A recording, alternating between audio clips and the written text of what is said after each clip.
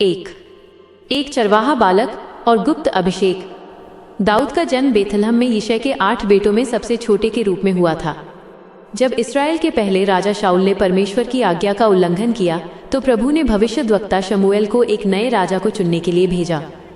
शमूएल ने यिशै के बड़े और बलवान बेटों को देखा, लेकिन परमेश्वर ने कहा, मनुष्य तो बाहर का रूप देखता है, परंतु यहोवा की दृष्टि हृदय पर रहती है। 1 शमूएल 16:7। दाऊद उस समय मैदान में भेड़ें चरा रहा था।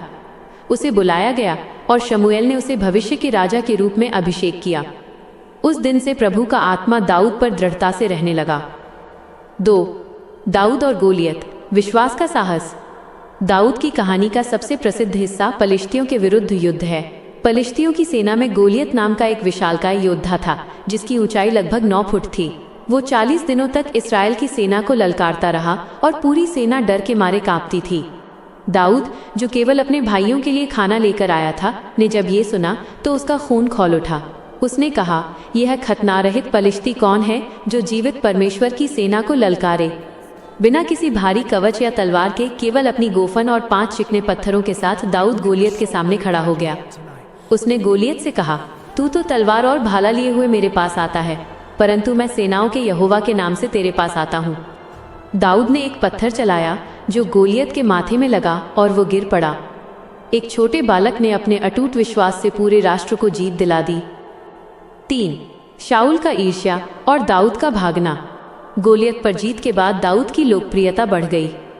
राजा शाऊल उससे जलने लगा और उसे मारने की कोशिश करने लगा। दाऊद को कई वर्षों तक जंगलों और गुफाओं में छिपकर रहना पड़ा। यहाँ दाऊद के क्षमाशील हृदय का पता चलता है। 2 बार उसे शाऊल को मारने का मौका मिला, लेकिन उसने उसे नहीं मारा क्योंकि शाऊल परमेश्वर द्वारा नियुक्त किया गया था। दाऊद ने बदला लेने के बजाय न्याय प्रभु पर छोड़ दिया। 4 इस्राएल का राजा और यरूशलेम की विजय। शाऊल की मृत्यु के बाद दाऊद को पूरे इस्राएल का राजा बनाया गया।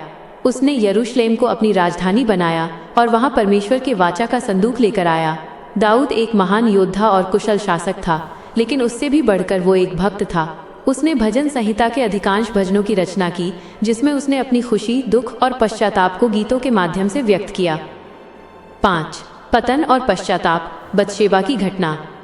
दाऊद कोई आदर्श पुरुष नहीं था, वो एक मनुष्य था जिससे बड़ी गलतियां हुई।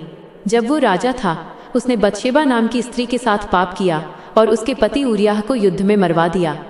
जब भविष्यद्वक्ता नातान ने उसे उसकी गलती का एहसास कराया तो दाऊद ने बहाने नहीं बनाए।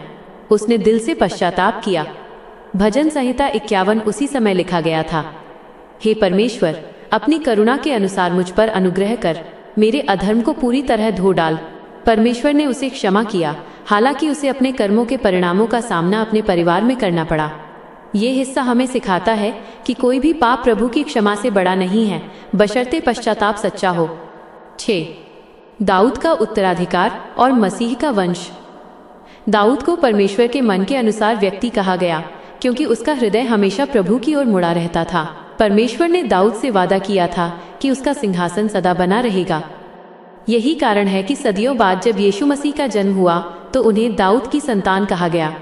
दाऊद के जीवन से 3 बड़ी शिक्षाएं। 1 विश्वास की शक्ति। संसाधन मायने नहीं रखते, यदि परमेश्वर आपके साथ है तो आप गोलियत जैसे संकटों को भी हरा सकते हैं। 2 हृदय की शुद्धता। प्रभु बाहरी दिखावे को नहीं, बल्कि हमारे गुप्त विचारों और नीयत को देखता है।